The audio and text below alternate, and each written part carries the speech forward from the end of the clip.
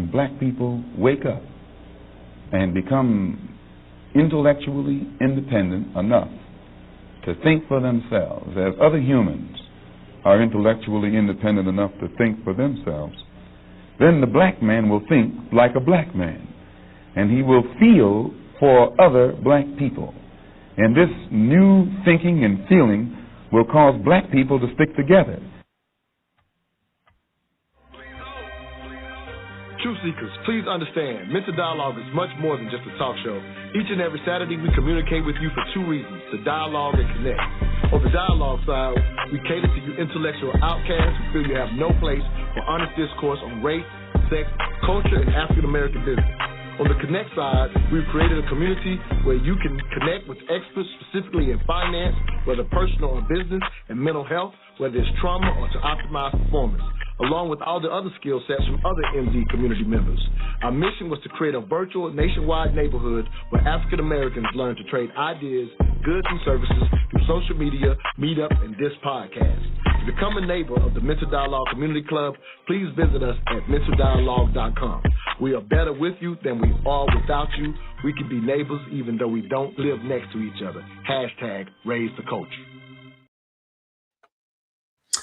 Hey, welcome everybody. It's your boy Montoya Smith, aka Black Socrates, and welcome to technically our 15th episode of the Mental Dialogue Perspective. As I always highlight, almost every show we spent 8 years on Blog Talk Radio, audio only, and we brought it back to the YouTube page. And my sister LaTrice Ross, Diversity Consultant, has been holding me down on many of these shows. So thank you, Queen, for being here together. Just so y'all know, we did not coordinate our shirts. It just happened that way. And with that said, if you will, Queen, introduce yourself, as I have a lot packed in today's show. Excuse me. We typically run about an hour and a half. I got so much packed today, we may go just a little longer, but this is a deep dive I'm happy to take with you. You asked me to highlight some things, and so we're going to touch on the subject today, and then we're going to go into your topic, and I think it's going to take us great places today. But if you will, tell them who you are and what you do and why you're here. Sure. I'm LaTrice Ross. I've been a diversity professional for about 15, 16 years. I do this because I love this work, even though it's considered illegal these days, and excited to be here and discuss these topics today. Oh, we probably supposed to be doing this on the Underground Railroad. We ain't supposed to be up I know, right? YouTube, right?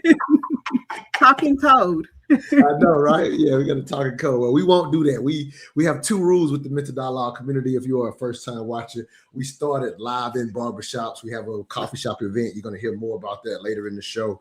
And now we're on YouTube having these hard conversations on race, sex, and culture. I often say our community, we're the best in the world at having those conversations. That's because of people like LaTrice.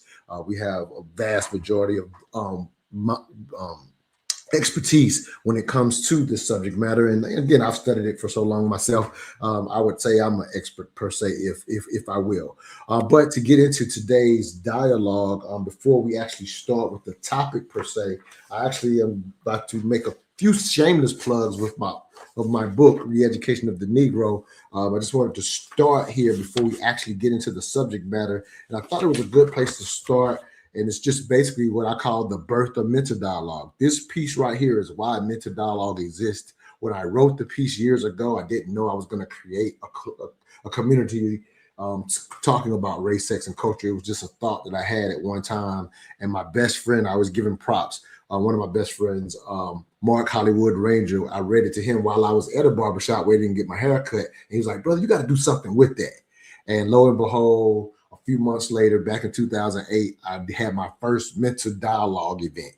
And so I always call this piece the birth of mental dialogue. And I think it's just a good setup to segue to go into today's discussion. Again, this is the birth of the mental dialogue community. It's a journal introduction a journal entry that introduces my book. It says, if you've come to distrust America, at least hope the game is fair. Why would you ever play if you believe the game is not fair? You won't. And if you're not playing, you can't win. African Americans come from a long, proud history of winning. However, unknown to us, we disgrace our past by not taking ownership of a country we helped to build. Don't ask what would America be without Black people and turn around and not be proud of that fact. A sense of pride must re-enter the Black psyche to commit to excellence. Our ancestors understood this and overcame all unlevel playing fields. Anything less reduces us to a scourge of underachievement, and hopelessness. Now we mistakenly wear our underdog status as a badge of honor and sometimes ridicule genuine attempts at improvement. Immigrants, including Africans, come to our country and revel at the opportunity before them, and yet many of us African Americans are mentally blocked from this view. This disconnect from our history leaves our fragile psyche blinded from the giants we once were and still are today. I actually wrote this note that I'm going to add to this in my own book from reading it, where it says, let's become giants again. And together we can raise the culture. So that's today. We're going to raise the culture with this conversation. If you saw the promotions, the question we asked today that myself and LaTrice initially are going to tackle is, what if the world remained black? What if the world's only race was Black people? And I highlighted in the promotions, would history be the same? Would things be very different now? And so, but before we get into that title, any thoughts to just the actual intro? If I can kind of circle you back to that, LaTrice, any thoughts that just kind of came to your mind as I use this intro to introduce today's show? No, I think it's powerful, especially the part that you're going to add. I think sometimes we forget, because the way our school system teaches us about Black history, many of us grew up thinking that our history began with slavery. And it's not until you get away from that education, perhaps college, perhaps educating yourself, that you understand the ancestry from whence you came. And I think when we begin to understand that and inherit, claim that inheritance, that we can then begin to see ourselves as something bigger, something more than what this country has attempted to minimize us to. No, absolutely. It is very important, very vital. And we're witnessing right now firsthand, to a degree, the results of not understanding that history, right? When we talk about the Voting Rights Act, which we'll jump into some of that a little later in the show, if you will. But a lot of that is due to not understanding and knowing history, if you will, right?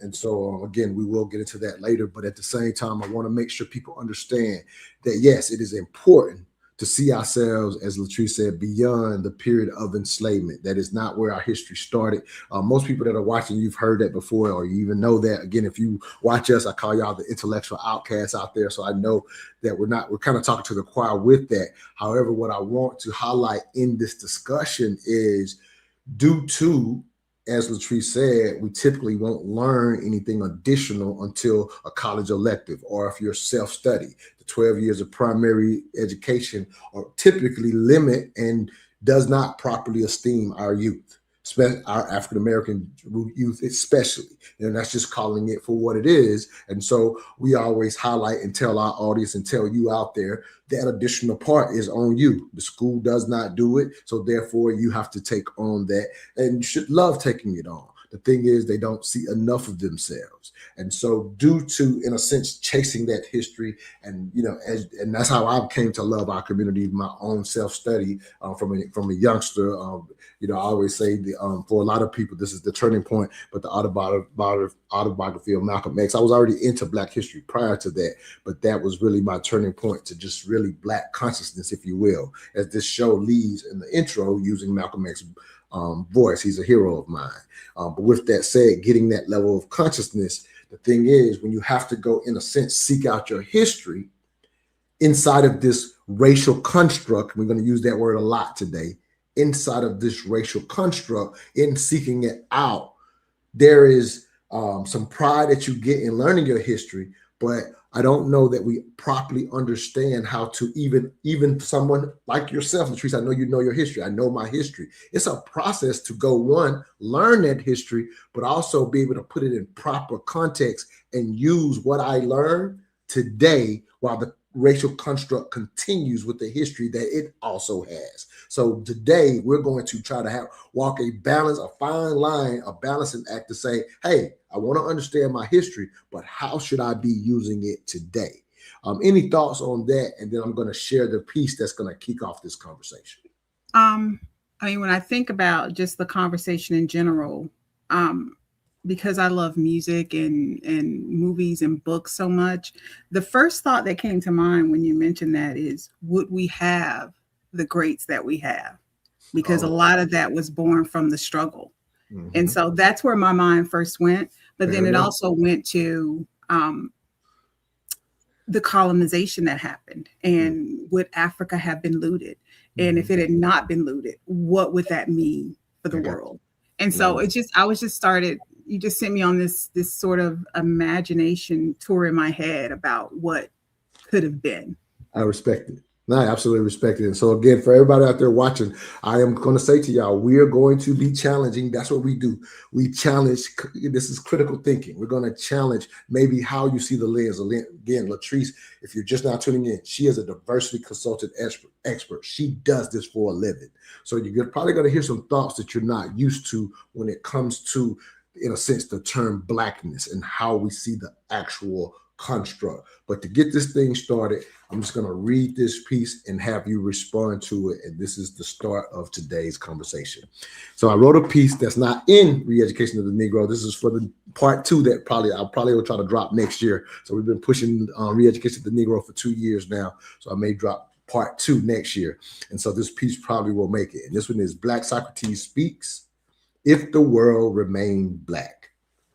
The more I learn about race, the better I understand the statement, there is only one race, the human race. In the past, when I would say there is only one race, I said it because scientifically, this is a fact. And to highlight, during the transatlantic enslavement trade, race was contextualized into the construct we know today, or should I say, race was misconstructed.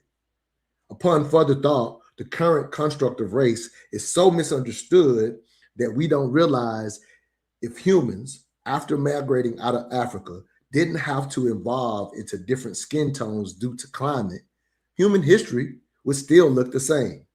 Also, currently, Ukraine and Russia would still be at war. Israel and Hamas would still be at war. The only difference is they would all be dark-skinned people. This is where I hate we're missing our brother Unc, who's our evolutionary, enthusiast. And so I know he would love to jump in on that. So I hate that we're missing him. Hopefully Brother Unc makes it on the show today for those that saw the promotion. So I do want to highlight that we're hoping to get Brother Unc on. But LaTrice, I'll kind of throw it to you. That's something that I wrote maybe just a few months ago, but it was just me. It was even me furthering my understanding of the construct. Why I came to understand it some years ago, but the more I study it, the lead line I said is the more I learn about race, the better I understand that there is only one race, the human race. Again, you can respond to any part of it, but it's even me was learning more about this construct, and I'm moving away from some of the things that we continuously say and use, and unfortunately, how we pathologize ourselves. That's what the deep dive is going to be about today. But go ahead, Queen, your thoughts on the piece. And it probably took me to a different place I took a personality assessment, a thinking assessment, and I always want to get to the root cause, the why. Mm-hmm. And so as you were talking, I began to think about the why behind why was race even invented. Mm-hmm. And it was because of their Christian values that they would only do things that were moral, they could within a moral framework. And so when they realized that when they branched out to travel and went to the continent and saw these folks, their way of justifying their plans were because they were darker skinned, so therefore they were lesser beings, and they used that framework to justify their maltreatment of enslaved humans. And so I think that I went to a different place, different discussion that I'm not going to go down, but I'm beginning to think, I think this new phase that we are as a society with the rolling back of civil rights and those things is having me to look at race differently, while also trying to balance what's happening to us because of our race. Because we can say it's about fairness. But it's not, because if it were about fairness, then they would look at the whole gamut of information and not just small pieces that fit the narrative that they need for it to fit. And something that you said earlier on, about us helping and being there for one another. The cynicism in me initially said that'll never happen. And in a sense, because I actually started writing a piece, the dichotomy of Thurgood Marshall and Clarence Thomas. Okay. And I still kind of stick to that. But it's because race was invented that I stick to that. Had race not been invented, I think it would be a different conversation. But I think because race and that hierarchical structure, it makes it difficult for us to be there for each other. Right. So what I would challenge you to kind of get into to where I'm centering the piece at. So the challenge I'll bring to you is I don't think you're wrong in thinking that. Where I would push you to think along the lines of, if you think about what I'm saying, if the world remained black, if the world had remained black, like, you're calling it cynicism, which I think is fair. That's your fair emotional thought to that. So that's fair. That's a correct terminology. However, what I would challenge you is, if there were no race, the reason you're right, it has nothing to do with race. The reason you're right is, here's something I've said on the show in the past when Brother Uncle's here. Again, we're missing that brother, but we're going to make this work. No races ever came together to do anything. Like we got to understand, race was invented.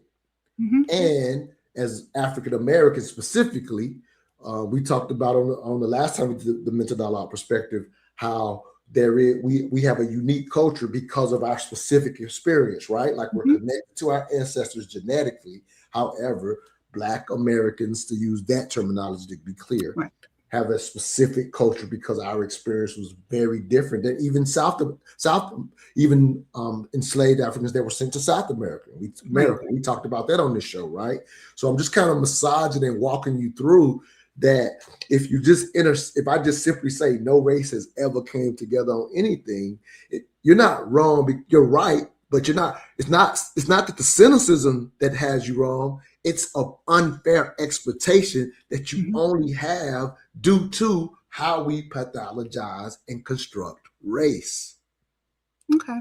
I'm just walking through that. That's where we're going today, if you will, right? Yeah, absolutely. So there wouldn't be an expectation that we as a group, and again, I know you're not being unrealistic or thinking that all 45 million people are coming. I know you're not thinking that. No, absolutely not. Yeah. So I know you're not thinking in the extremes. Like I always tell people, when you have dialogues, when you generalize, you're not ever saying all. Take all out. Right. So I want to say, because I know you wasn't doing it, but I want to say it for anybody watching, that I understand you are not saying all of us, right? I want to just kind of get that out of the picture. So even in your generalization, you see like you're right, but there's nothing to be cynical about if you understand. I offer, what do you think about this? I said Ukraine and Russia would still be at war. Israel and Hamas would still be at war. The only difference is they would all be dark-skinned people. And this is the only thing I'm tweaking in evolution, is that skin color change wouldn't be affected by climate. Like, if that was the one thing that humans did not have to do, I would offer all of these things would happen. I would offer that Africa would be colonized. Your thoughts?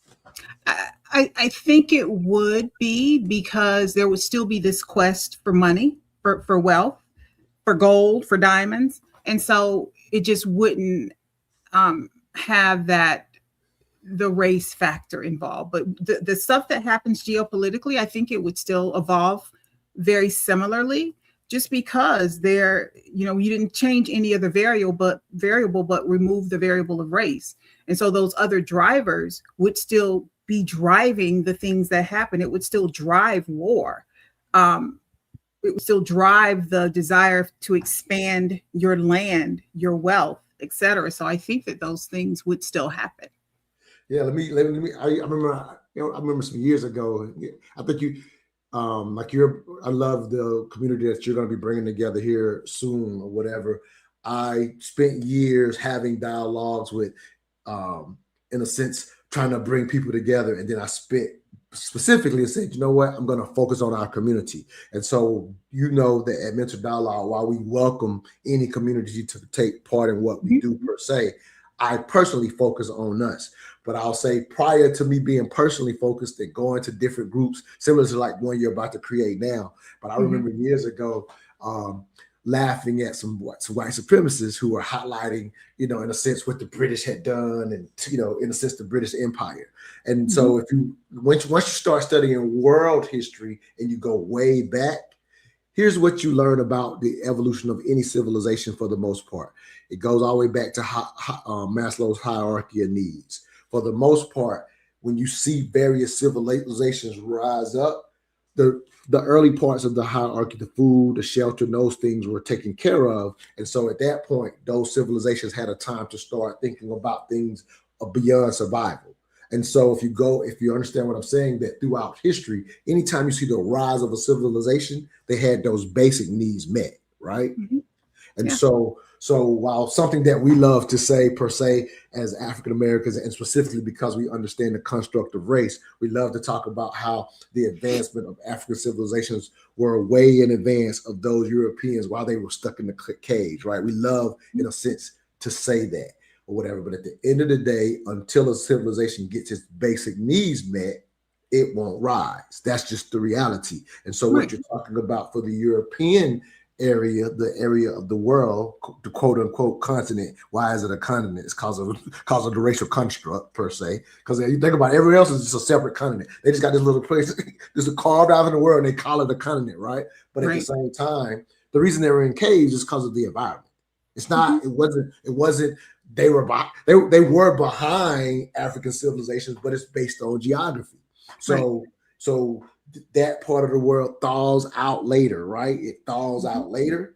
They also have trouble finding fresh water because that area of the world is surrounded by salt water, right? It's surrounded by salt water. So I remember saying to those white supremacists, like, y'all actually think you're superior. You would just get the people that you relate to, they were just in that part of the world, and it makes sense that they would become the best seafarers of the world because they had to spend so much time finding fresh water.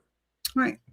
There was only such a limited amount of time. So when I would laugh at them and say, lucky, like you're not superior, it's just the area in the world that you're in. So now, taking everything I just said and removing race from it, that group of, let's say we didn't evolve again, for those if you just joined, I said if the world remained black, humans in that area of the world, they were some of the most savages and most, because they were constantly fighting for resources.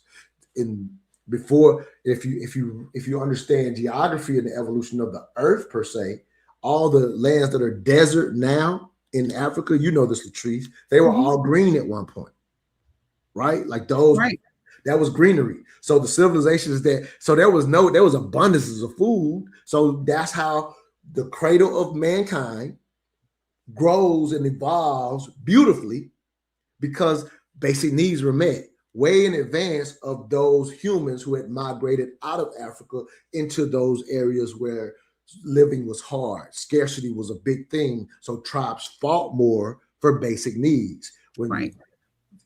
So I'm just kind of walking through the process of, yes, those if they were never white, but fought for the same environment, had to fight each other constantly. There's a long history of England and France, those areas fighting each other. They had 100-year war once, right? Like we learned those type of things. That's happening because of the scarcity of the area itself. And it wasn't till humans learned to evolve to farming and other things, and they were having to survive, and they became the best seafarers. And yes, so if you take away race, a black group been the best seafarers and went other places and been stayed in a conquering mindset because they were one of the last civilizations area of the world to civilize themselves. So because they had come off of that savagery of fighting one another, they went there with the same mindset. Skin color would not have changed that. I agree.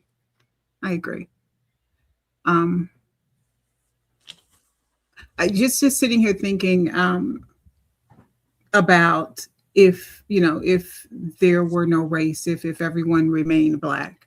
I still think there would be ethnic conflict, though. Absolutely. Yeah, I think everything stays the same. Right. I'm not even, I think everything stays the same. I'm not saying I'm right, but I think everything stays the same. Yeah. Because that was there before. Ethnic conflict was there before race.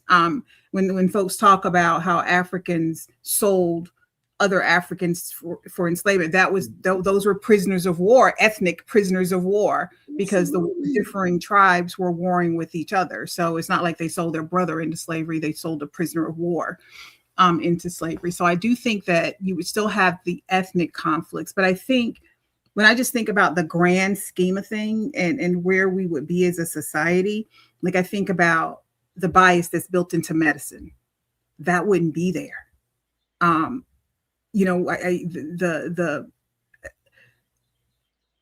That's a big one for me. I don't know why. But I love it. Go finish. I want you to finish, but I'm actually agree with you. But I'm gonna let you finish and really, really agree with you. But I want you to finish your statement. Right. So where I'm going is that because so much of our medical science is, it's designed, created, invented, discovered by humans, that bias is present there. And so in it comes, those thought processes, like, for a long time, they thought that Black skin was tougher or more resistant than white skin, and that we could withstand pain more than the white race. We know that's not true now, but it was a thing. And so I believe that the profession of medicine would evolve in a way that would not have incorporated the bias that we see. And so some of the disparities that exist would not, I don't believe would exist had the world remained Black.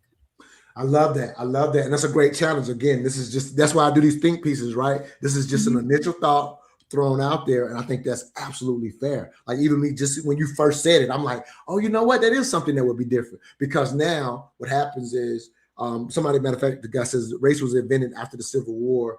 That comes from "Don't just be another brick on the wall." I would highlight it was invented early in the transatlantic slave trade, and it really boosted itself after Bacon's Rebellion. So that's kind of a research thing I will send you on. Don't just be another brick on the wall. So you're not completely wrong, but I just think your time frame is your timing is off.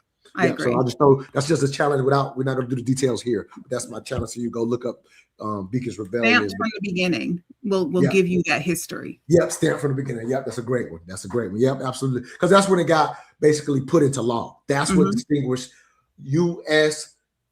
American slavery from all others, is getting it put into law in the books, and then and which kind of speaks to what you were just speaking to, LaTrice.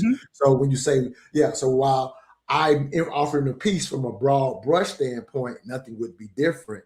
You're absolutely right. Once you get narratives and once you get laws specific to the racial difference, then these are the things that could not play out, because it could be something else, but it wouldn't be these things, and the something else more likely would not be exactly like what we see today. Because how could it be? Because we already see how ethnic groups battle, and now the process to other people very, very similar. What's that? The great movie from off of that just reached Origins, I think is the name of it.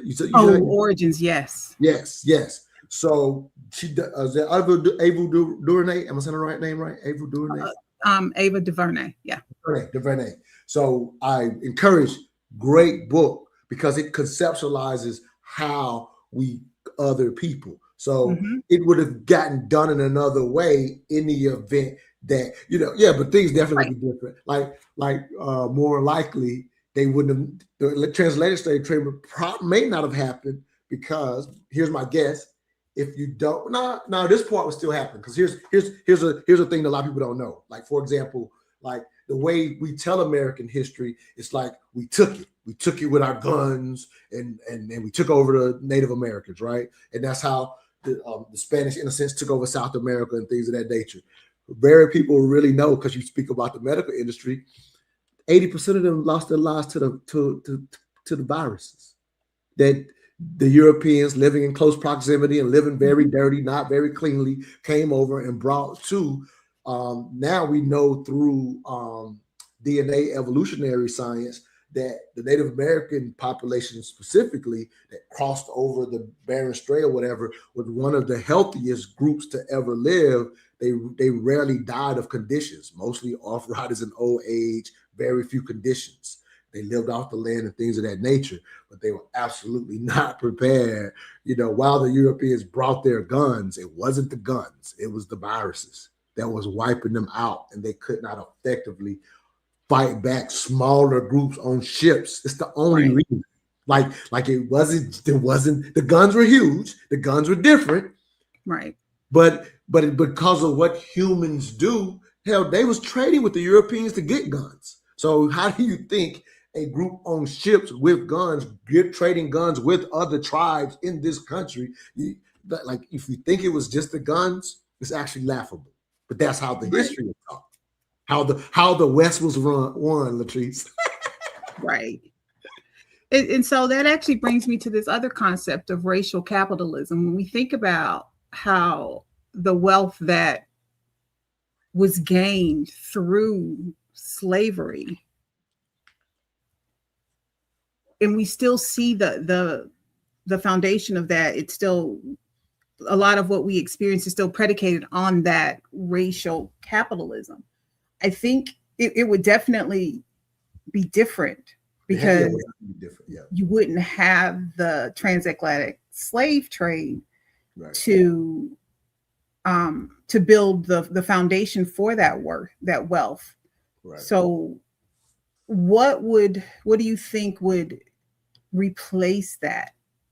I don't think anything would. I think it's very. I think that's that. Yeah, like again, I just wrote the piece, and we're having an open dialogue about it right now, right? And so I actually think you're right as you lean into what you're thinking about, because the reason the U.S. is the #1 GDP in the world is because of the transatlantic slave trade and the movement of how they, in a sense, breeded African Americans specifically. I always like to give a little history on that. So in South America, sugarcane cropping was harder than tobacco and cotton. As much as you and I would never want to spend all day picking cotton, sugarcane cropping was much harder. And so they used a replacement technique because they would just work them to death so quickly. And that's why the majority of enslaved Africans went to South America, just if you've never heard that history. So in America, with us battling with Britain ended enslavement 30 years. They ended their enslavement trade 30 years ahead of us. And because we had become their enemy, they were policing the seas. And so it basically forced us, our country, to come up with another way to do it. So to your point, all of these things would not be happening if there had not been a racial construct to create it specifically on race. Because what ended up being unique was, as I just highlighted, just to give some, I'm trying to make sure I bring all this stuff together. As I highlighted how the Native Americans couldn't hold up to the viruses that the Europeans had. Most people don't know this. The only reason Africans were able to is because we were ahead of a lot of the African cultures were already ahead of the European when it came to this thing we call inoculation. I.e. the vaccines. Right. If you really study human evolution, they don't know whether the Chinese area or the African areas were the first to inoculate, but they were the first over all other areas of the world. Like, they don't know which one was first. They hadn't been able to figure that out, but they figured it out. Had we not learned that, then you can't bring us across the waters either. So, so just kind of give us some more history. So yeah, I think things. Because you're right. Once the narrative is created, now we get this very different history specific to the race. Like you talked about the idea of, like I said, of Africans selling other Africans. I always dismiss that because I know the fact that you and I, even right now, as much as we try to get away from the construct of race and understand it in detail, the reason we even say Africa is racial construct. Like, you don't refer to any other continent the way we refer to Africa. That's why we see it as black selling blacks, because we've accepted this construct of race, and we don't realize that in 1965, when they were breaking up Africa, that terminology is what stood. And so that's why we see it as Africans instead of the 300 distinctive tribes that it actually is. Like these things, I know these are things that I'm kind of talking to the choir when I'm talking to you on this conversation, LaTrice. Yeah. But it's just like, when you start understanding those nuances, you would never, ever expect groups that did not speak the same language to necessarily be coming together. It doesn't mean they have to go at it, because if you think about Christopher Columbus' writings, his actual writings, when he when he landed in more South America, right? Or was it the Caribbean or South America? You recall where he actually landed? I know he never landed in the United States. I can't recall if it was the Caribbean. I can't remember whether I think it was South America. Yeah, maybe the West. Think what they call it, the West, or the East. I guess technically, But anyway, so wherever he landed, in his writings, he talked about how the natives were so giving. They would just give you whatever you want or whatever. And he immediately writes, and we could take them over. Again, that mindset from a scarcity culture. Right. Having been and having learned of, build, in a sense, really the first big ships that could cross the oceans. Like, there's a lot of, there's a lot of mythology about when did people cross the oceans. But the reality is, humans, as a humans across the world, those in that area finally constructed ships that could regularly cross the actual oceans, and so in them doing so, you ran it. So I sounded to say that when you talk about people speaking different languages, it doesn't mean they're necessarily going to be at war with each other, but to have the concept that a racial group would come together and not understand that all those ethnic differences actually apply to Africans, because we don't learn to speak about Africa that way, is why we think our African brothers sold us. That's why we think that. Go ahead, Queen. Right. No, I was just looking at the comment that someone made about the Romans and the Greeks, and the same thing will happen to us because nothing lasts forever. But the same thing, the very same thing did. And that's where my mindset was going, that it did happen with the Romans and the Greeks. And so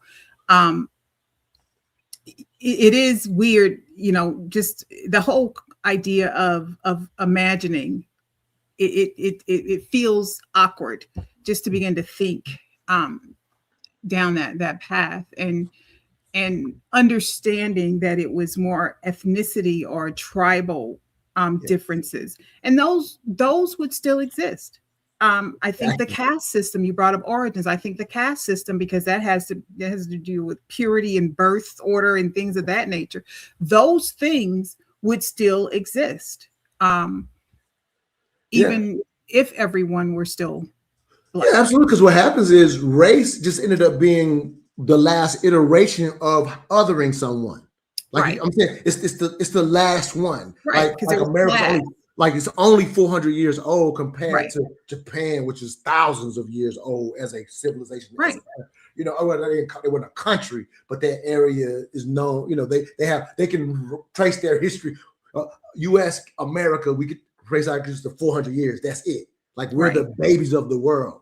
So it's the last iteration of caste. Because before that, it was class, it was patriarchy, it was caste, it was, it was all of those things, and those things would still persist even if race had never been invented. Right. So now, great thought. So here's where I want to go, and I think you're going to love this part of the conversation. I want to play this clip, because now I want to kind of, again, I really hate missing Ankh here, because I know he would be giving us all the evolution stuff of it, right? And that would be some added context. But anyway, we're going to make this thing work. So now this is an area where I think, kind of specific to your work, I just saw this clip, and I think you'll be able to relate it to this conversation. I don't think it'll be obvious per se, but I think with your help, we can bring it together. This is a very short clip from this guy named Davon Love. I just recently started following him, and he's on this constantly, and I love kind of some of his cuts here. So let me find this cut and play it real quick. It's real short, but I want to get into how the construct, even for, as you said, it's awkward to even think about this in a new way. I'm challenging us to remove the pathology that race is giving us under the construct. We've born into it as a real thing. It's not what I'm saying out. Listen, if you hear me clearly, I'm not dismissing the reality of that construct. No. That construct, I've read in my book, has real life consequences. So nothing. So anybody watching, it's a construct. We're not denying the reality of that construct, but it is time, in my opinion, to reward our ancestors for the efforts they made in this country to get us to a place that I'm not sure that we've come to understand as Black people, specifically in America. That's why, just say this real quick, LaTrice, that's why in the piece saying the giants we once were and still are today. And it's so the goal of the book is to make us aware that we are still those giants, but not giants because we're superhuman, not giants because we're better than. No, the race construct reduced us to less than human. Right. Our ancestors got it to second class citizenship at one point, and our ancestors earned it to the point where, as you and I've talked about this, we use some old methodology for a point we're past, and I don't know that we as a culture, as Black Americans specifically, understand. No, we're full-fledged citizens. There's still issues, right? But I don't know if we've come to understood that we're full-fledged citizens. You want to say a thought before I play this? Yeah, card? I think it's a fine balance, because you have to balance that, because understanding where we came from and what we've accomplished, adjust our mindset for the better. But we can't forget that we still live in a racist capitalist society that tries to diminish us to second, third class citizenship. And so it's, I think, adapting the mindset, differing how we think about race and our ancestry would impact how we approach the racist society that we sit in today. Well, yeah, what happens from my perspective, just getting the individual esteem while being aware of what still happens. And we owe it to our ancestors, to the next generation, for what they got us. We owe our next generation an improvement. You can't do that if because some people try to get, think about it. Well, I can, I don't even worry about it and think that's somehow going to be okay. No, you owe from those who fought very hard to move us out of being considered inhuman to second class to where we are today. We must continue that for the next generation. So we definitely are not dismissing it. I love what Emil says here. He says racism is cast amplified by the Industrial Revolution. That is the exact verbiage. It's the time. A lot of things are timing, right? These things were done, and humans evolve and learn certain things. And the timing of it is how, to Emil's point, how America became the lead GDP. That's why I called it racial capitalism. Yes, absolutely. I've never heard that term. I like that term. All right, cool. Let's go to this cut finally. All right, let me see. I'm trying to make sure I'm getting something. Y'all keep giving me the comments, y'all. I'm trying to get to them. Oh yeah, here's a good little one I think you'll like. She loved me on payday. Says identifying as Jewish today means you get white privilege instead of regular old white privilege. And that's a great point though for the dialogue we're having. If you think about it, at least the way I'm understanding, unless you understand it different. No. I think I'm understanding it the way you are. Yeah, that lets me know we're being understood. See that kind of comment? Somebody's thinking about it in the nuance that we're trying to bring to this conversation. But again, here's this cut that I think you will personally love, and I think you can help me relate it to today's conversation. Very short clip here. Hold on, let me get to it. Again, this is from Davon Love, 35-second clip. So if you think of, if you only understand Black folks as pathological, then you're going to structure services that is based more on managing dysfunction than actual empowerment. And that really, if you look at the notion of Black pathology and its impact specifically on the nature of how services are delivered, you will find that many institutions, whether they will say it or not, are really in the business of managing suffering and don't really see it as possible to do anything different. So my comment, my quote that I love to say: perpetual struggle is a hustle. I think that relates to what he just said, but I'll have you, as the diversity consultant expert here, define pathology and then give me your thoughts to what he's saying, because understanding what he's saying is how because I'm worried about our lens, how we see race ourselves. Like there's still going to be the challenge to interact with the rest of the country, and we need to, and you and I agree on that. But I want to kind of walk through this from our lens, our viewpoint first. So if you will, kind of define pathology and explain how we often do it unknowingly, right? Like we people do it with good intent often. Right. So when I think about, Black pathology, it's the things that, the issues, the problems, the impact, the outcomes of the things that have been done to us. So to me, the focus is the pathology is the outcome of the suffering, the outcome of the poverty, the outcome of the oppression, the outcome of the bias and the prejudice. And so when from framing it from the perspective that he was, when he was talking about nonprofits and how they focus on the pathology, in a sense, he's just flipping it and saying, framing it differently. So, but that's important.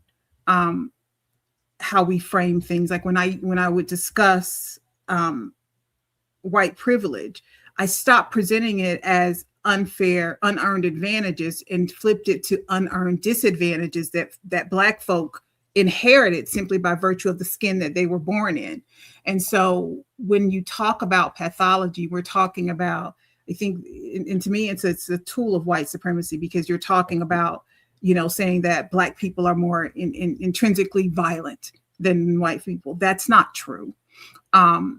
More prone to criminal behavior, Black on Black crime, which is a myth. It's crimes of proximity.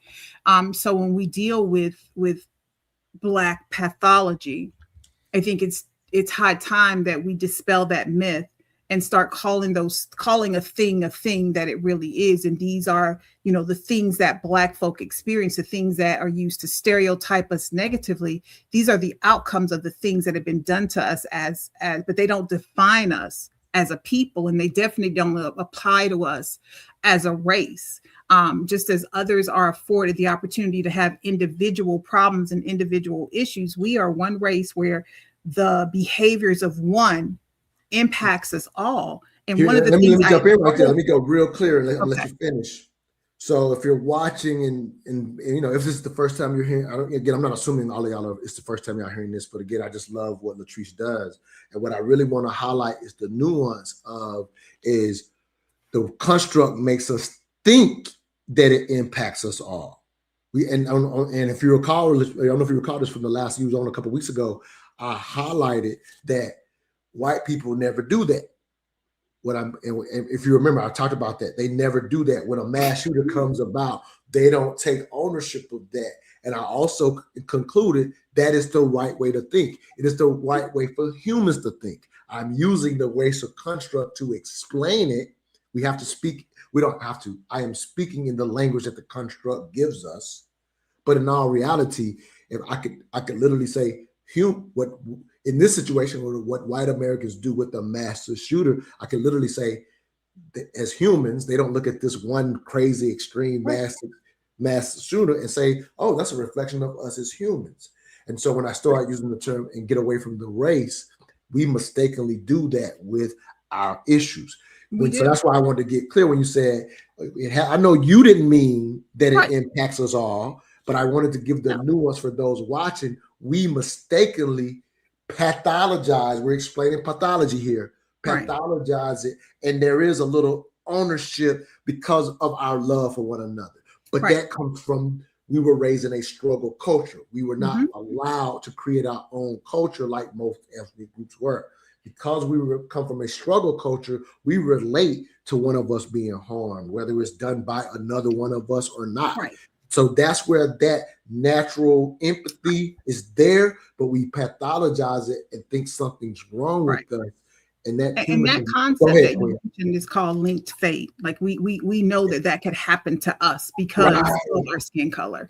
But what we have to understand, so first of all, Black pathology is real, but we need to understand that the cause of it is external and not internal. That's the mistake that happens. Yes. White supremacy makes it as if it's something that's intrinsically wrong with us instead of what's done to us. And it's what would happen to any human being that's treated in such a way that they are dehumanized, that they engage in economic exclusion, family separation, our communities have been destroyed.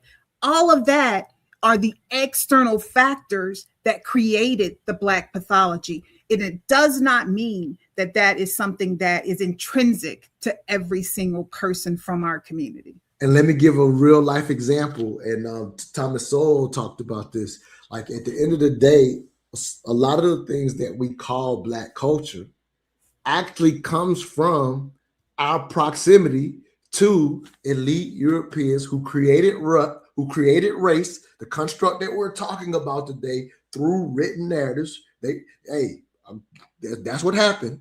Mm-hmm. But it was because poor whites and poor Black indentured slaves would take over them, right? Like that's the orders behind them pathologizing, or writing in the law, I should say, is so that they wouldn't come together. Our proximity was to the people, like the term crackers. That ain't something Black people made up. Right. That's what Europeans call other Europeans from certain areas. A lot of them got sent to Georgia because they were, on criminals and things of this nature. But that's what they call Europeans that came to this country from certain areas. I forget the areas. I wish I've studied the areas. I just don't remember them right now. I don't want to tell people the wrong information.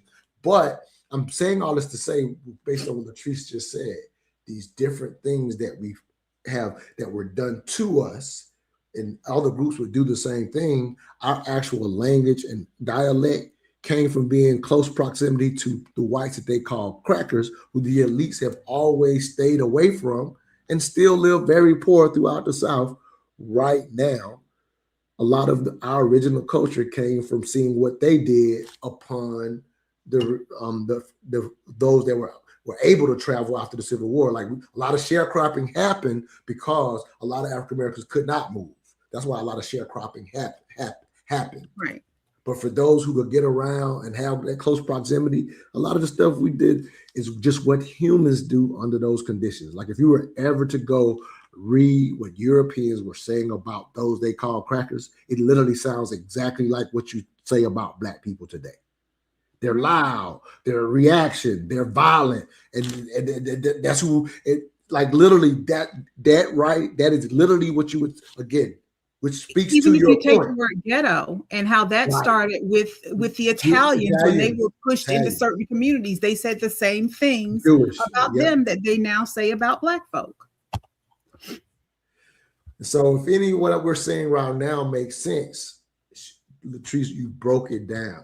We've internalized something that comes from outside factors, and we take it to heart. Even with good, go ahead.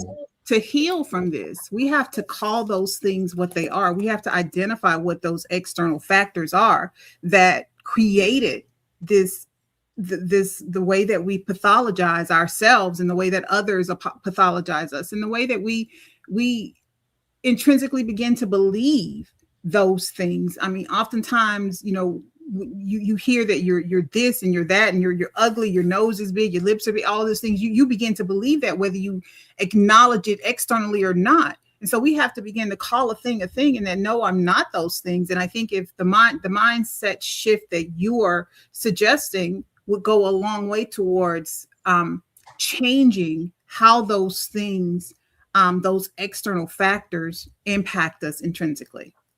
No, absolutely. All right, y'all. I'm going to go to a quick 1-minute commercial just to highlight our upcoming Mental Dialogue live experience next Friday for those of you in Atlanta. So we're going to go to this commercial, and we're going to come back right after that. Matter of fact, I'm going to do the commercial and then go right into a clip, talk about Killer Mike for those who are aware of things that are happening with Killer Mike. And I'm going to give both sides of it, so we're going to have this dialogue. But let me play this commercial, and we'll be right back, y'all. Atlanta, Friday, May 15th at 7 p.m. Pull up to the Mental Dialogue Live experience at Urban Grind. This ain't your average game night. It's cards, competition, bold debates, real networking, and short conversations with people who came to connect. Business owners and event hosts, bring your pitch because you'll get 1 minute to promote your brand live in the room. Good coffee, big energy, smart people, and real dialogue all night long. Find us at 962 Marietta Street Northwest. Get details now at mentaldialogue.com. All I ask is that you think. How did you enjoy your experience? You can't tell me we didn't build America because I don't care who had drafted up the plans. Who put hammer to nail? Who did the work? Cotton was one of the most valuable resources in the world. If that cotton didn't get picked by these black hands, and those black hands that were up north working in textiles and industry, if they didn't thread that cotton and make it into something to be sold, what would this country have been? Slavery gave this country a 250-year head start economically.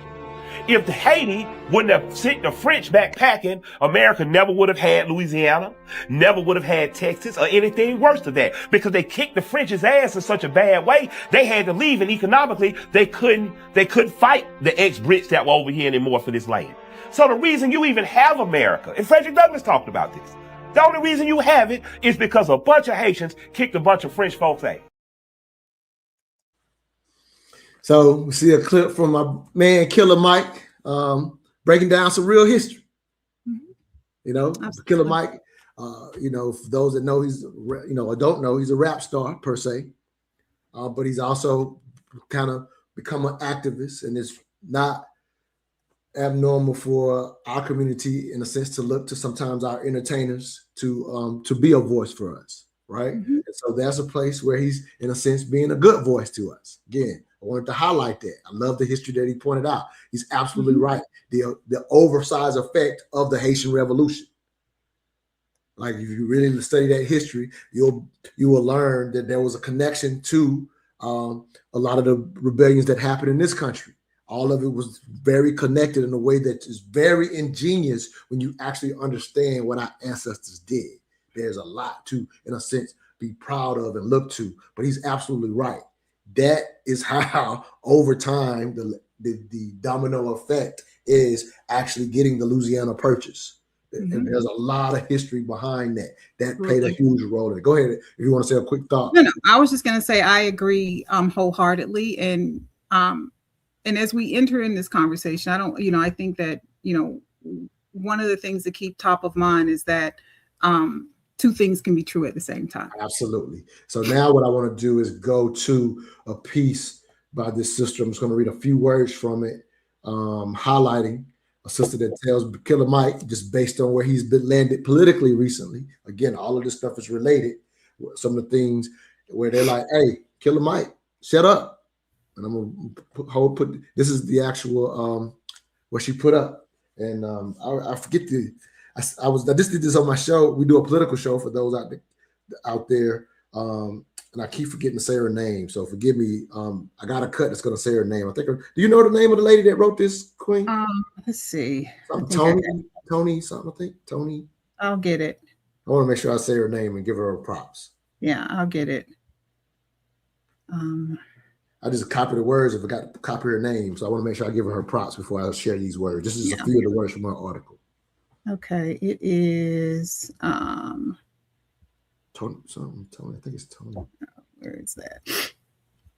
Someone sent me that one.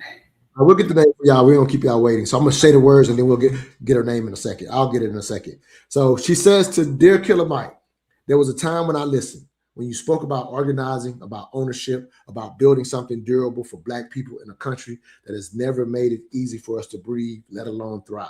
I listened. Many of us did. You had credibility. You had lived it. You sounded like a man who understood the stakes, but somewhere along the way, the message got twisted, or maybe the moment did. Either way, what you chose to do with your platform had consequences, real ones, measurable ones, and no amount of posturing or rhetorical backflips can wash that away. Let's be plain about it. You spent years building credibility as the conscience of Black political imagination, the one who would tell us the truth, even when the truth was inconvenient. So let's tell one now. When the country was choosing between a flawed coalition and an authoritarian, you went on national television and declined to endorse. You lent credibility where none was deserved. You amplified narratives that depressed turnout, that seeded distrust, that told people their vote didn't matter, or that both outcomes were equally disposable. They weren't. They never are. Here's the part that's hard to hear. Influence without accountability is just ego dressed up as activism. And for too long, too many people with microphones have been allowed to operate without ever reckoning with what happens after the applause. You don't get to light a match and then step back from the fire. I'm going to let you go in however you feel like, Queen, but it's definitely, we're going to give a little more context. This sister, we'll get her name in a second. Goldie Taylor. What was it? Goldie Taylor. Goldie Taylor. I'm sorry, I said Tony.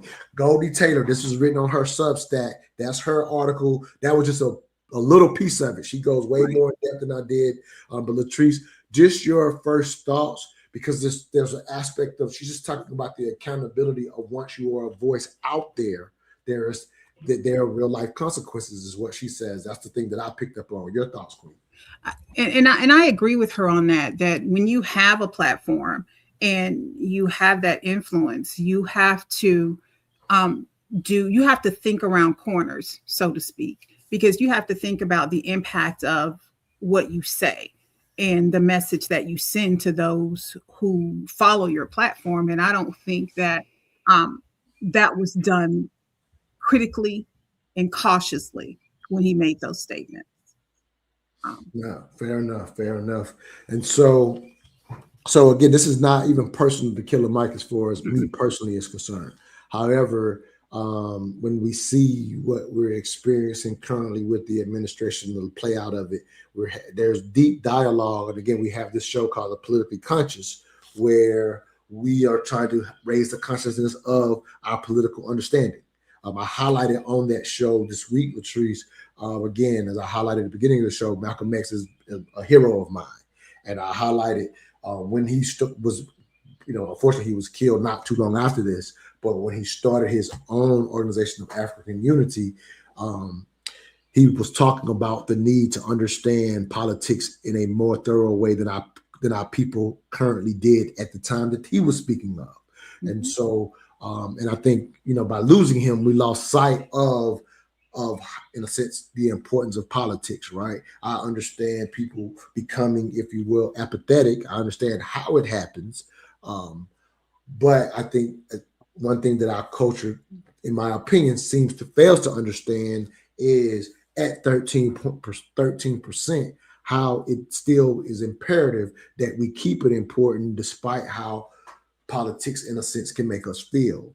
And so in this situation, Killer Mike also presenting himself as a voice, then there is Goldie Taylor saying, hey, well, now that you've presented yourself and did it in this way, we speak about, because had he said something or done something that benefited, and he has, and that's something that Shelley Winters pointed out on my show the other day, which I'm very aware of this. I'm very aware of him getting the money for the trade schools here in Georgia. I'm very aware of him working to, for example,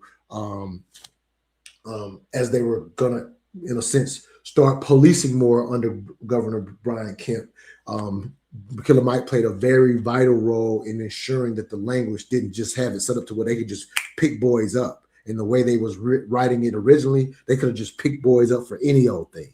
And so again, I want to credit when you've done something well, but as a voice, this is the other side of it. So Goldie Taylor says, hey, at this point, she doesn't feel like he's helping. And it's not me agreeing or disagreeing. It's just about having the proper dialogue that in stepping up, this is what comes with it. I wanted to let you hear what Shelley had to say about Killer Mike. Him and they are good friends, just to give that context for anybody out there watching. If you've never heard of Shelley Winters, he's a conservative show host here in Georgia. So you're going to see what he had to say on our show in defense of Killer Mike. And I'm very interested in what you would have to say to Shelley's response, LaTrice, if you will. And I got a little bit of Emil who's watching, a little bit of his at the tail end of it as well. So you're going to hear Shelley and just a little bit of Emil on this cut. And I want to hear your response to this, LaTrice. Her article. I know Goldie Taylor. She's a beautiful, brilliant woman. But on this, I disagree for several reasons. One, you're making Killer Mike, the Ta-Nehisi Coates, the Mark Lamont Hills. These Democrats are making them scapegoats. The basic issue is African Americans per Gallup and per Pew Research are moving away from the Democrat Party. And the reason why they're moving away, they're not going to the Republican Party, don't get me wrong, but they're moving away from the Democrat Party. And the reason why they're moving away is to our conversation that we were just having right here. They don't feel like anything changes. You've had Democrat majority Congress, Democrat majority Senate. You've had Democrat presidents. You've had all three at the same time, several times over the last several election cycles. And African Americans, by and large, will look back and say, nothing's changed for me. Nothing's changed for me. Now, you can argue the different things that do change, but if someone doesn't feel it or see it, it never happened. And so that being the case, what Killer Mike did when he was on, I think it was Bill Maher, when they asked him about Kamala, he was like, or I think it was not Kamala, about Hillary, either one, he was like, no comment. Well, no, I'm not going to go out there and endorse her simply because. I'm not. And he has that right.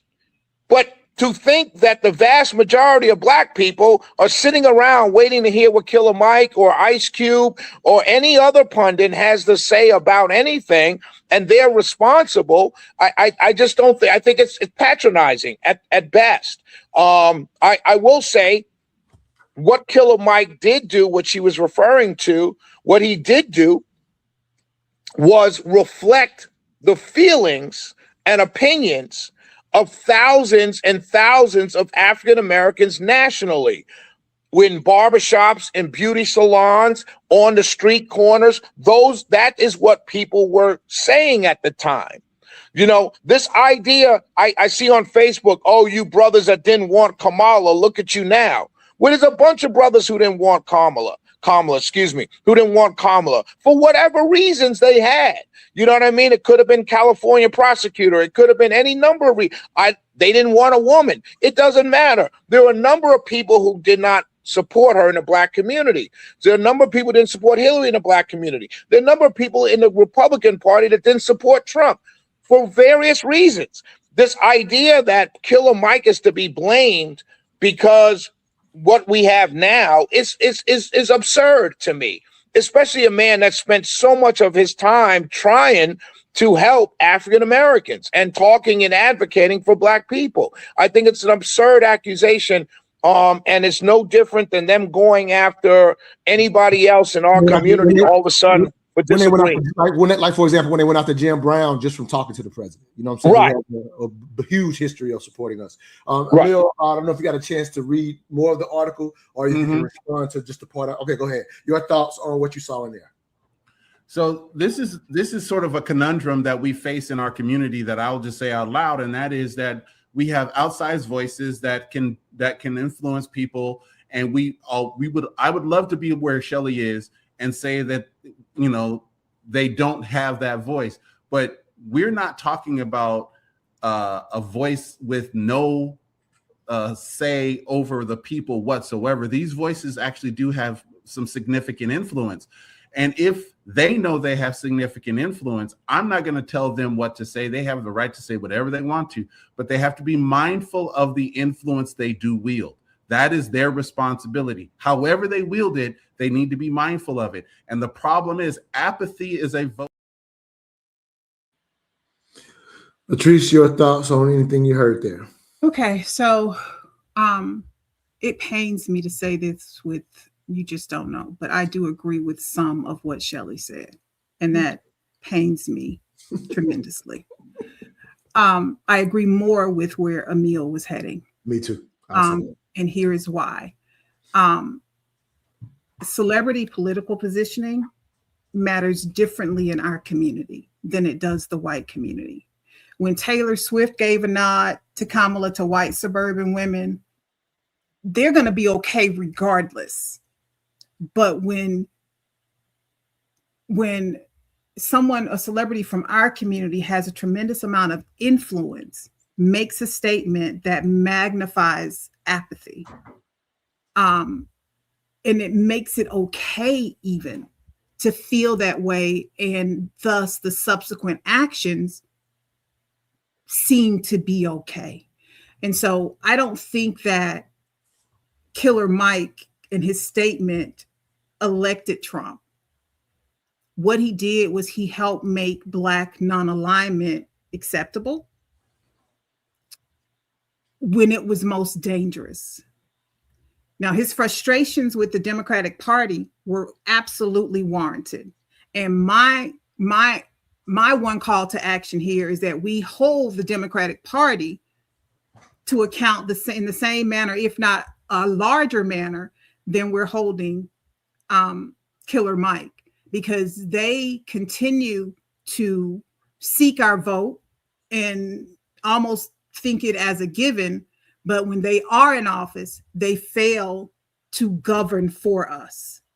And that's a big deal. So let me ask you about that. Let's dig into that, because because I said on the Politically Conscious show that I was going to bring some politics to the mental dialogue perspective, which I rarely do. Okay. But let's dig into that, because what Shelley highlighted, that was but a part that he was correct about. He's like, well, Killer Mike really just reflected the voices of those who feel that, that they're getting nothing. And he said, he basically said on this show we could dialogue about whether that's real or not, but that is people's feelings, right? And I want to add that he minimized that influence. We can't minimize that, because it carries different weight in the Black community than a celebrity endorsement in the white community. Absolutely. For various reasons. Yeah. Definitely get that point out. I didn't mean to cut you off on that part. I do want to highlight, again, politically conscious. This is where we do more of this, but you're pretty politically attuned as well. And so I would agree with a lot of Killer Mike's sentiments towards the Democrats as well. Mm-hmm. However, we also, something that Emil and myself, I'm the independent. For those who don't know, politically conscious, I got Emil on the left, Shelley on the right, or Leo Smith serves as the right. I'm an independent, so I try to serve in the middle as much as possible. So if you're listening to me now, this is not me siding with one party or the other. This is just me trying to walk through what I consider the actual factuals of these things called politics in regards to our community. And so I just gave that preface to say this. So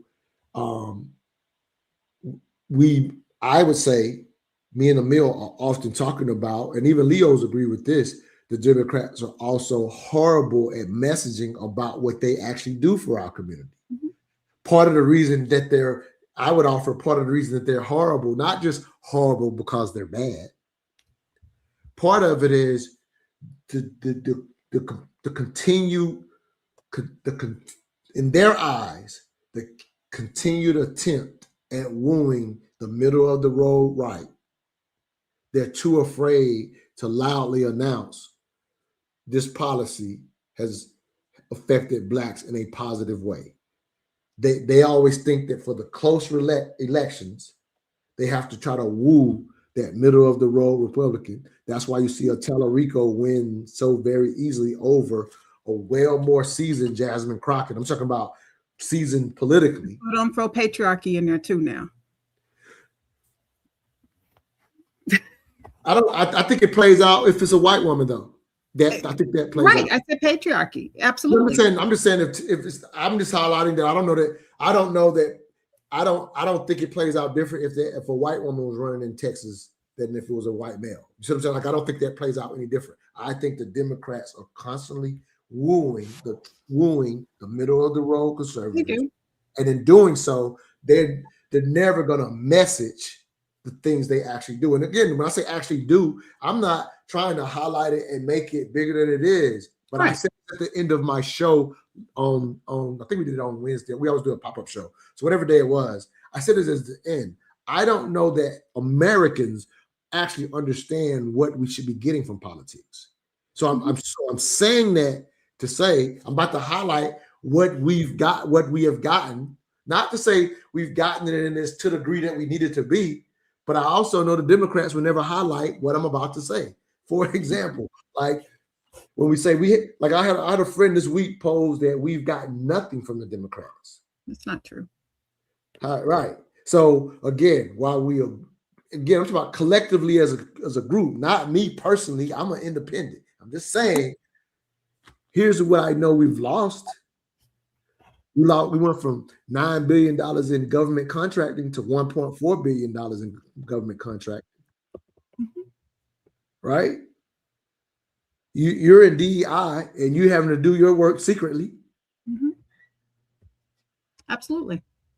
So here's a quick cut to figure. You say when we have got nothing, what happens is while Democrats are not going to cater to us openly, they don't do enough. While I will agree with you on your critique, we still have to be aware of one group is taking something away. Whereas while we can say Democrats, you have not done enough, but you also can say you don't see that party working against the collective. And I do it. That's why I said two things. With their guardrails. Right. Here's a clip that a lot of people are unaware of. This is not even, in a sense, this is not under the Trump administration, but it is due to again, for me, I'm just talking about facts. Anybody listening? You could think I'm on the side. I'm just talking about facts. So Trump puts these people on the Supreme Court. Here's the results that most people don't know about. So I'm going to play a cut. I'm pretty sure this is going to surprise a lot of people. It's not going to surprise LaTrice because she does this work all the time. Most people don't know what I'm about to share right here. So you don't know what you lost. So you say, oh, I got nothing. I got nothing. No, you don't know what you got or what you didn't get. But here's an example. As MIT's incoming first-year class began orientation this week in Cambridge, Massachusetts, the elite university's president speaking out about the makeup of the class of 2028. What it does not bring as a consequence of last year's Supreme Court decision is the same degree of broad racial and ethnic diversity. The roughly 1,100 members of the class, the first shaped in part by the Supreme Court's decision striking down affirmative action in school admissions. I'm very surprised and I'm honestly shocked that it would have dropped so much. Black and African Americans making up just 5% of students compared to 13% in the previous 4 years. Hispanic students, 11%, down from 15%. But Asian American students up 47% from 41%. And white students holding steady at 37% from 38% previously. Students we spoke to here concerned. I do think, like, when I look out at my class, you see a lot of people who look like me and much fewer people who look different from me. Diversity is actually one of the biggest reasons that I came to MIT. I definitely think it's a sending shift. MIT professor Danielle Wood believes cutting race from the equation was a mistake. What do you think that does to the campus at large? I think it harms the campus.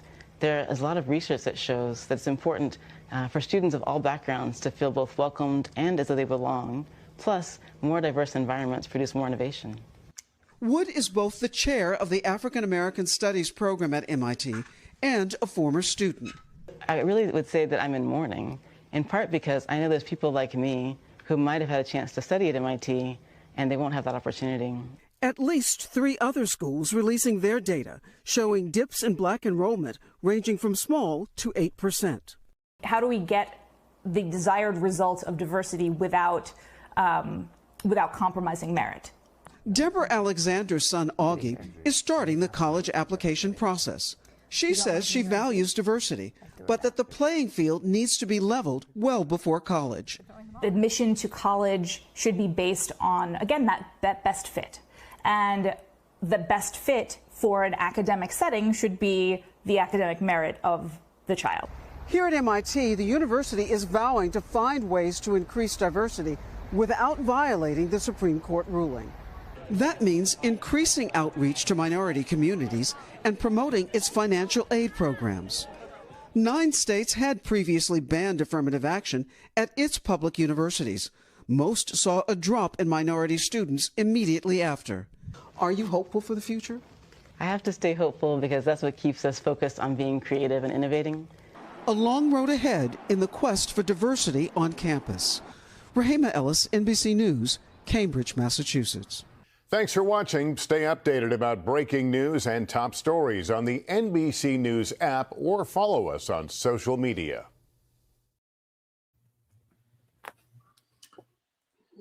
One example, I think I worked in admissions for a college, and so I know that world very well. I know that those states that were highlighted, for example, that had already gotten rid of affirmative action, literally in some of the California did it back in 93 or 92 or something like that, and so their African American enrollment was cut in half back then, and only gained 1% after 20 years since. So I know they did it first, and a lot of those other places did it later. And so a lot of times we're unaware. Like even the 9 billion, I'm always big about entire context. The 9 billion in government contracting. I don't like to give people information in a silo way, because I don't want to oversize the 9 billion. That the 9 billion still was only 1.5% of all government contracting, right? And so that's not to highlight or act like the Democrats gave us something when we only got 1.5 billion%. You know what I mean? But again, to Shelley's point, people are getting disenfranchised and becoming apathetic. But to your point, a Killer Mike doing it at this time, was it the best time to highlight and add into the apathy when you're saying, hey, well, these people gave me this, and then now you're non-vote, or you decide to, again, I'm talking about collectively here. Right. I'm an independent. I vote both sides. I'm just making sure I'm being real clear. But I am highlighting that if you're concerned about the collective, if you're not, politics is personal interest. I can't knock you personally, and I don't waste time doing that. However, if you are concerned about the collective and you're having dialogues about what the parties do for us, if you're having those dialogues, then the reality is 9 billion down to 1.4 billion is a huge difference. Having fewer African Americans go to college across the country is a huge difference, and it will continue with that. Losing the health care that is being lost when we have the majority of our community in the lower 50 percentile of this country's wealth. When that's a reality, losing health care disproportionately hits us. Like, you can't have the dialogue honestly and factually without that. I did want to highlight this when we were playing that cut. Ricky Tiki, I guess, got his little tiki torches up. Says Asians and whites are smarter. They have a higher IQ on average. You can look it up. Facts. That's misinformation and fake news, as our president loves to say. If you actually want to really do the research, there is one Jewish sect that literally averages a higher IQ than the rest of the world. The rest of the world, racially, ethnically, you will not find a higher IQ by group. There is one racial or ethnic sect in the Jewish community that averages well above the rest of the world, per se. They did create the banking. That same group is who created the banking system. So again, if you want to speak facts, I'll give it up where it goes. But that's not even all Jews. It's just a specific sect. The rest of the world does not. Asians outwork the rest of us when it comes to education and academically. That's what they actually do in our system. They outwork because they don't have higher IQs. But I just want to know that little dumb fact that somebody's trying to do. And so to that, I don't disagree. I agree with everything that you said. They don't do a good job of Democrats don't do a good job of expressing the things that they do. And I think it for the reason that you said, because they want that centrist Republican, that centrist conservative to lean left, if you will. But I think it's also important to understand when I make that statement that Killer Mike was warranted in his feelings is because, well, part of it is because they don't do a great job of vocalizing, advertising what they do. And we're the base. We're the base, so it makes less sense for them not to advertise. But go ahead, Queen. But they also, I think my frustration is a byproduct of how they manage their coalitions and political cowardice, how they cave. And that hurts us when they cave. I think they listen to the James Carvilles of the world and they say, this is what they want. And James Carville is back in the 70s and the 80s when what he thought was relevant I think he doesn't understand. He has not studied sociology, the current, what the newer generations, what millennials, what Gen Z, what Gen Alpha, the things that drive them. He's still basing his perspective on what drives boomers and what drives Gen Xers. And we need to also encompass, while we're still important, we also need to encompass what drives those younger populations as well. And so the political cowardice for me is a big thing. But I temper that, and this is where I think Killer Mike should have tempered his statement. He should understand that since 1968, the Republican Party has made it a part of their platform to place white racial grievance at the center of what they do. The policies that they make harm Black people. And should Trump get into office, he told us precisely what he was going to do. He didn't hide it. He said, the first day I get in there, I will do away with DEI. I will make it illegal. They've been trying to whittle away at the Voting Rights Act for years. It should not have been a secret. And that's why, the quote, to whom much is given, to whom much is required. The much is required is for folks who have that platform, celebrities who have that political platform, to understand the impact of the words that they speak and how they influence folks in our community.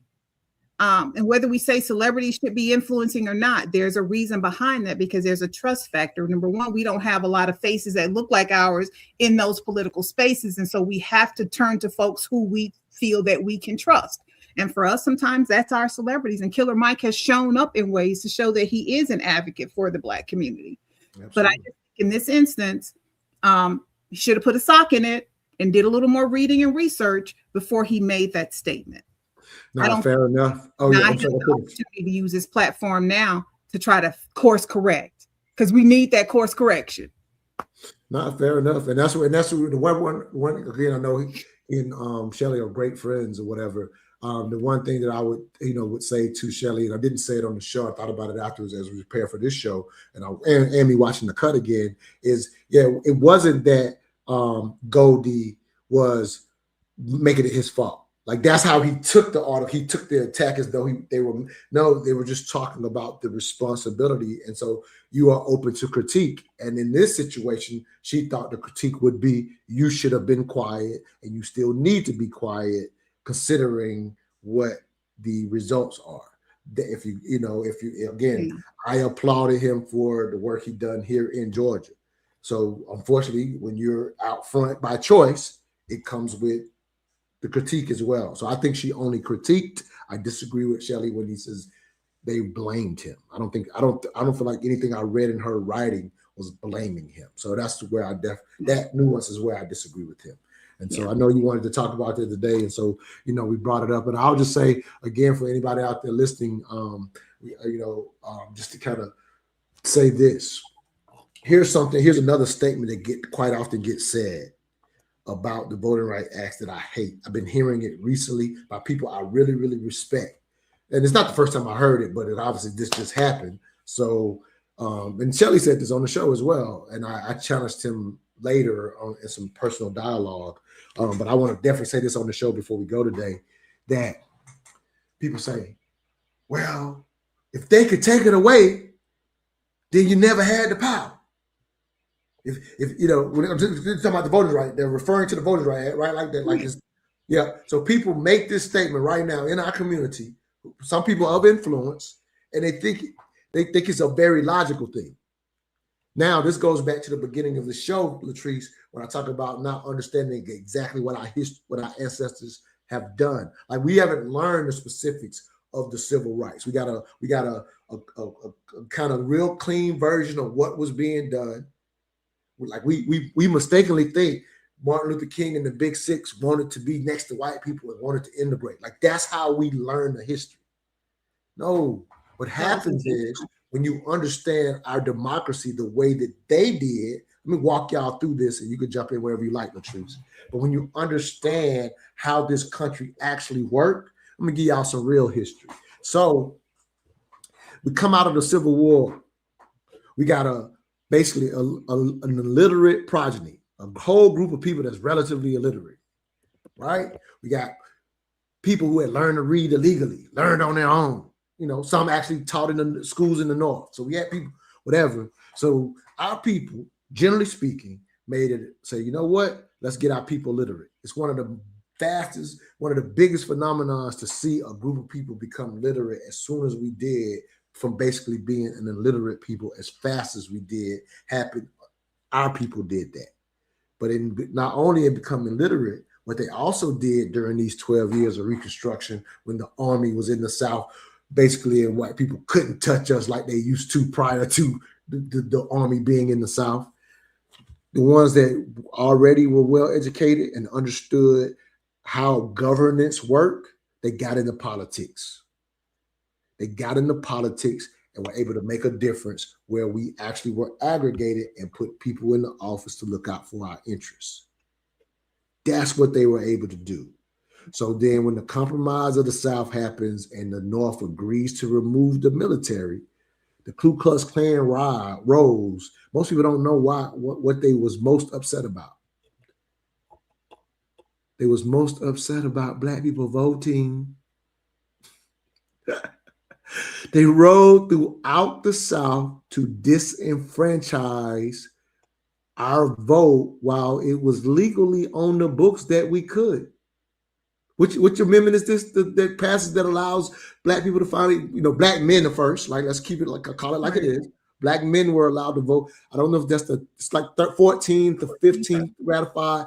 And, white women still couldn't vote. White women, no white or Black women couldn't vote when it first got ratified.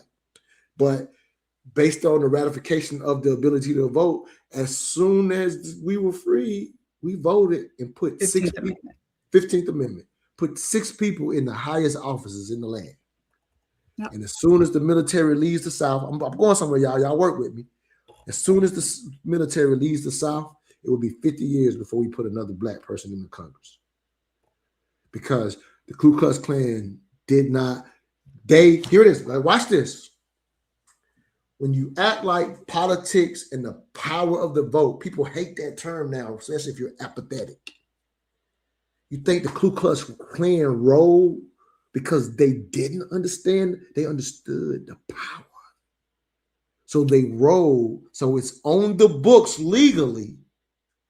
But then they started writing black codes like your grandfather, the grandfather clause had to roll. So if you go read the law, it don't say nothing about race.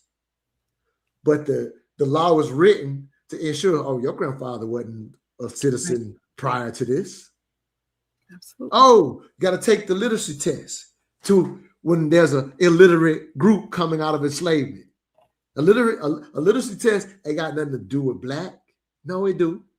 So I'm just walking through. You think they might put that much effort to disenfranchise the Black vote if there was no power in it? Why would somebody take it away?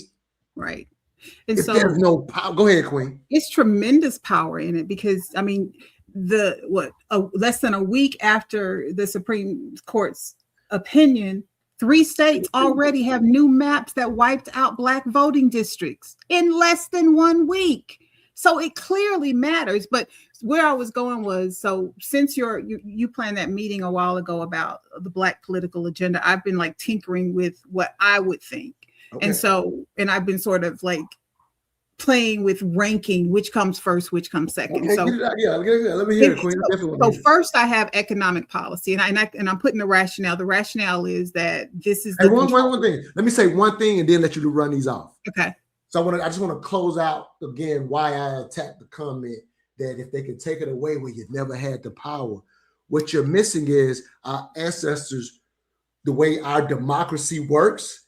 I just highlighted how the KKK started to really, their first purpose was to take away our vote. They were successful completely successful at it. But here it is. Our ancestors who understood how this democracy worked, they actually put people in land when they could, they get disenfranchised. Then the civil rights group comes along and actually get the votes, get the coalition, because at 13%, we couldn't get the Voting Rights Act passed ourselves. They made the right coalitions to get the votes they needed, which means in our democracy, it ain't simply that it was taken away and you have no power. No, they used their power to get it put in place. So when you say if it can be taken away, you never had no power, it completely disregards the power of what the coalition and our ancestors actually did. You're dissing them. You're dissing our ancestors who actually understood the political process, made the coalitions necessary to have it be what it was.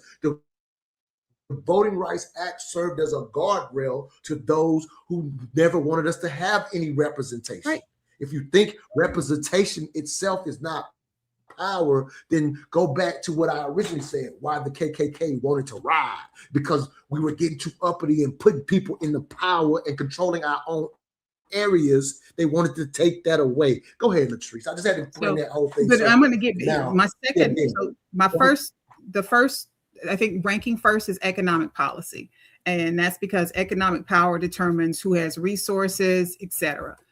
Number two, and I think with your meeting, James said education should be one or something like that. But number two, and I actually initially I had number two as education, but the more that I watch this administration, the more I watch the erosion of our civil rights. Number two is political power, voting rights, and civil rights restoration. Because you cannot sustain any economic gains without control over the rules. Political power determines what passes, what gets blocked. It controls judicial appointments, which we see are very important. It shapes budgets. Absolutely. Civil rights restoration belongs here because legal fortification is what locks political gains in and prevents the next executive order from erasing them. But we have, to me, and you can play with economics and political power, voting rights between 1 and 2, but they are the top two because they are impacting how we show up, how our needs get met. And what's happening now in the South is that they are minimizing Black voices because these votes are going to determine who represents them and are their needs being represented. And the South, if it didn't matter, they would not have had those maps ready to go and passed in less than a week. Yeah. Why would somebody fight to take something away that we? And what happened is what we're doing right now. Now this connects to the beginning of the show. We can get ready to get out of here, if you will. But it's the pathology that makes us say comments like, if they can take it away, you never had the power, because we've pathologized.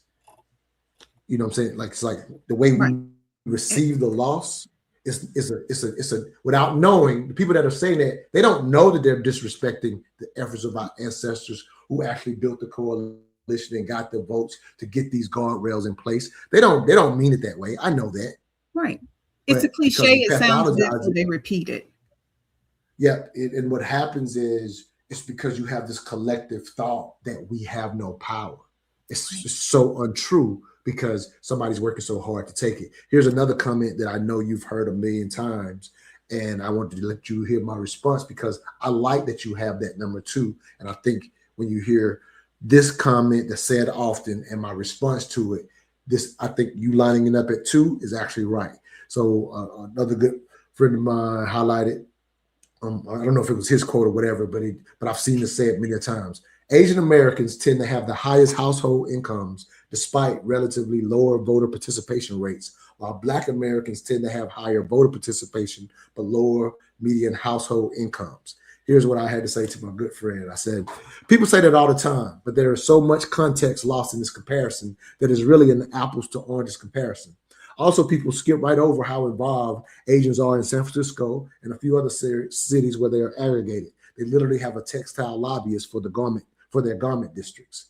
We also skip over the reason the Asians got hate crime laws passed during COVID is because of the capital they use to influence politicians. Although neither of these examples should be mistaken as good reason to compare median income and political involvement. Let's also add, historically, Asians didn't succeed in this country until they were no longer targets of our government's politics. The Black community has never enjoyed that luxury. Absolutely. And to even push that narrative, because that's furthering white supremacy, because back in the 60s, I forget, 70s, they actually that was a white supremacist push, because the Asians are the good ones. Don't be like the black ones, be like the Asian ones. And that narrative is still pushed today. And we need to be mindful of that. Because they were intentionally placing two marginalized groups against each other in their battle for supremacy over both of us. Just like they pitted indentured Africans with poor white. And again, ours got put into law. All right, here's a couple clips to end this thing. Just again, but before you do that, go ahead, Queen. We've had to fight for everything. And so it wasn't that it was given to us. Our ancestors fought for it. And we have a responsibility to stop the diminishment of their work, to stop the erosion of the rights that they fought so hard for. We have a responsibility to not allow, because we are supposed to leave this world better for our children than it was for us. But instead, we're now having to rebuild what they already took the time to build. And we didn't pay attention. We didn't learn the things that we needed to learn. We didn't engage in politics the way that we needed to engage in politics. And now we got to fight for them back all over again. That's the sadness. Yeah. And here's the thing for anybody out there listening that has a concept. And again, this is talking about I hope I can make this hit home. And so the pathology, and I get it. When these things are taken away, there's this concept of tending to retreat. Again, our civil rights movement, those that got into position during Reconstruction, it was never done to be next to white people. This is not me trying to be or against being next to white people. But I want people to understand what the bigger picture was. When we go, again, we talked about at the beginning, being from inhuman to second-class citizenship to what the civil rights movement did get it. Us not knowing what our history is how we allowed it to be taken away. That's why we're having to beg people to vote. And I was like, what does the voting actually get you and all this type of stuff? Well, here's the thing that people don't understand. Our ancestors fought in every war but one in this country. And that was like one little short war, and there were no black participants. But outside of every war this country has ever been in, we fought in every war. Abraham Lincoln, I mentioned this part in my book. He invited black leaders to the lawn of the White House at one point, the black leaders of that time. And because Abraham Lincoln once had a notion prior to the Civil War of saying, man, what if I just ship black people back to, somewhere in Africa, with that, keep our country from being so divided. And he asked the blacks at that time, who had been here a couple hundred years, what do y'all think of that? And they said, no, this is our home. And I'm not, for anybody out there, I want y'all to listen real close to the nuance of what I'm saying. If you saw the cut where Killer Mike highlighted, we built this shit. So why wouldn't you take ownership? We watched our progeny come out of this Civil War and literally create a number of black enclaves, that we now learn about, right? We've learned about, many of those now. So the Black Wall Streets and those type of things. So we talk about what they did. And so what happened was, prior to the civil rights period, all our shit could get wiped away. We know about the burning down of Black Wall Street. We know what happened in Rosewood. We know about eminent domain putting highways through our areas. We know about those things. All those things can happen. You can have your own thing, but if you ain't in the room to make the political decision of where the highway goes, you wake up and there's a highway coming through your city. No matter how much money you got in your city. So our ancestors fought to say we got to be represented. This country started off for representation without taxation. So you can have your economics together. That's why LaTrice's hierarchy makes sense. She puts the economic part, because the Asians can influence to add to the hate crime bill. And I say add to the hate crime bill because something that we misunderstood. We thought they got something. It was already in place for us in the 80s. They just got added on to it. Like, just so y'all know, like, believe it or not, you could get an extra 10 years if you committed a hate crime against a black person since the late 80s. So it wasn't something they got that we didn't get. It's already been in place. Somebody had already smartly used the system to have it in place. Like we don't pay attention to what we've actually done. Right. Have these things in place. So here's where I want to make the most sense if I could. So what they fought for wasn't to be next to the white. Wasn't that? It was this. So that when you built something, it couldn't be taken away. That's what it was. So I'll use this analogy. Like, people know now, or thanks to social media, we learn a lot of history. So people know that Major League Baseball and Jackie Robinson, the integration in that period, the Negro League, if there's actually those games that are recorded, the Negro Leagues, when they would play the Major League white teams, the record is great compared to when they were played the Major League white teams. I'm talking about when everything was separated, when Big Ray, Bob, I think it's Rob Foster or whatever, Rube Foster or whatever, that owned the Negro League or whatever. So our teams fared very well. And people say, have this thing about integration and how that people feel like when you're suggesting, LaTrice, that we got to fight for these things, they think it's still black people trying to get white people stuff. Like, that's what it feels like to them. But here's the reality of why I'm making the baseball analogy. Major League Baseball without black people, we already know what it was. The Negro Leagues, as good as it was, here's a reality that this is the ultimate reason why this show was done today. The thing that we have failed to understand that our ancestors understood is this right here. While the Negro League Baseball may have whooped Major League Baseball at that time and could beat them and may have been better, ain't neither one of those leagues better than the best from both leagues playing together. That is marketplace dynamics. That's the reality of the best playing the best. And we are going to a global and world society. And while these politics, for those who say, oh, what did we lose? Or we haven't lost anything. Yeah, we basically shitted on our efforts of our ancestors to not pay attention and to allow this to happen. And you can stay apathetic, but you can have a highway driven through whatever you want if you ain't part of the governance and politics of your area. Absolutely. That's the reality. That's the power that they took away and why they redraw the lines, as LaTrice said, so quickly. They know what it is. It's time for us to wake up to what the efforts our ancestors did. We owe it to them to make sure this ain't about whether you're a Democrat or a Republican. It's about the involvement and understanding the political process and the role that it plays when you are a target. That little comment about the Asians, yes, that is who they are when they're spread out.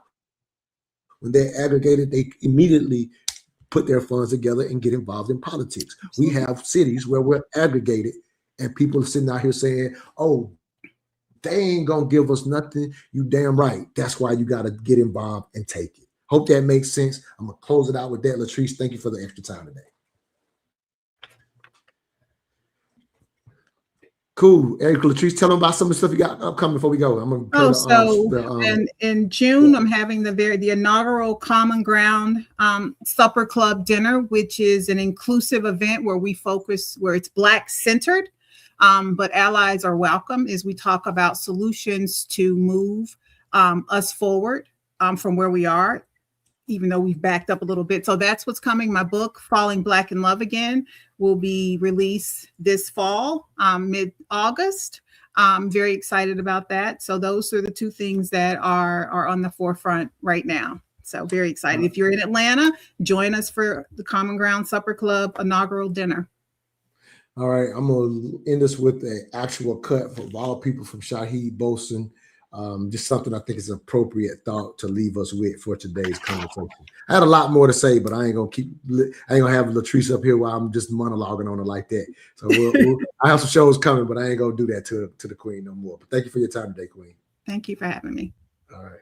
I don't know if you can think of a people who were more held back, more deprived, more sabotaged than African Americans. You took everything away from them and took them away from everything. They started in your country at less than zero, literally regarded and treated as subhuman, not allowed to learn to read or write or anything for hundreds of years.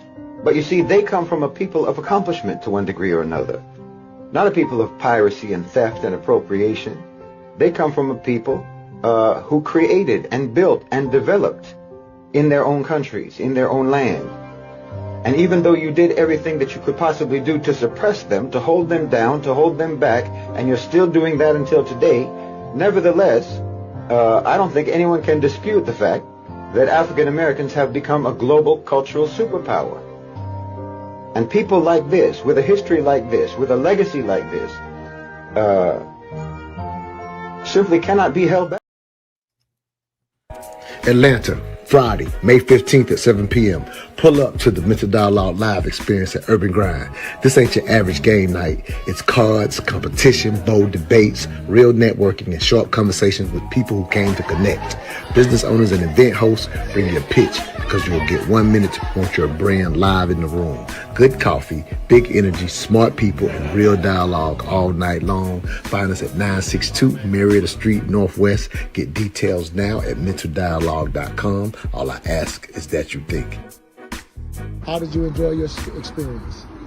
I can go first if that's okay. I'm not gonna lie, I loved it. I loved getting to talk to new people, interact with new people, and I loved getting to hear everybody's perspective on things.